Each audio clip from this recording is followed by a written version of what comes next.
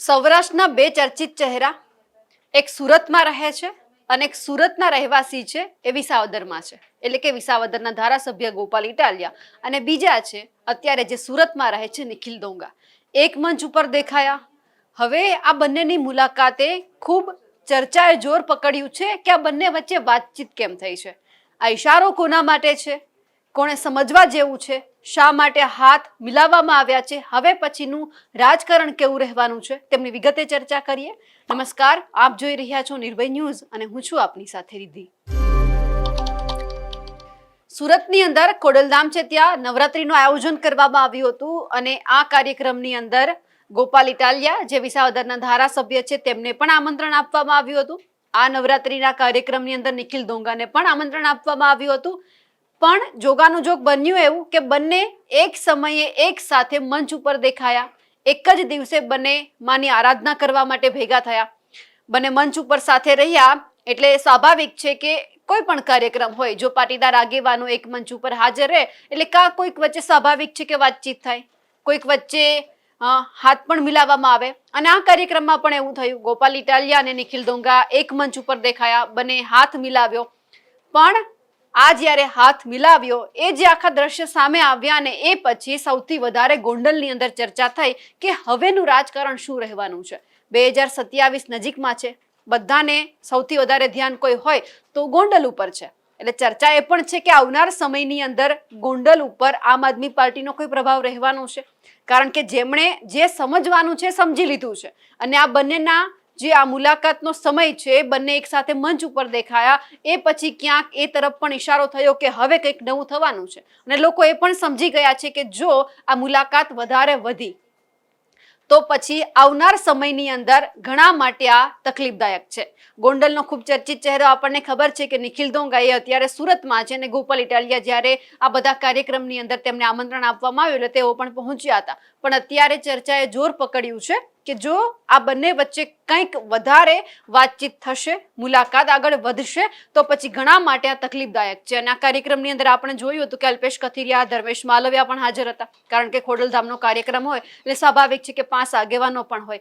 અને એમની સાથે સાથે એ પણ સમજવા જેવી બાબત છે કે થોડા દિવસ પહેલા આપણે જોયું હતું કે ગોંડલ કૂચ કરી હતી અલ્પેશ કથિરિયા, ધર્મેશ જે માલવિયા છે, આ બધા લોકો એક સાથે ગોંડલની અંદર પહોંચ્યા હતા, ત્યાં જઈને હુંકાર કર્યો હતો.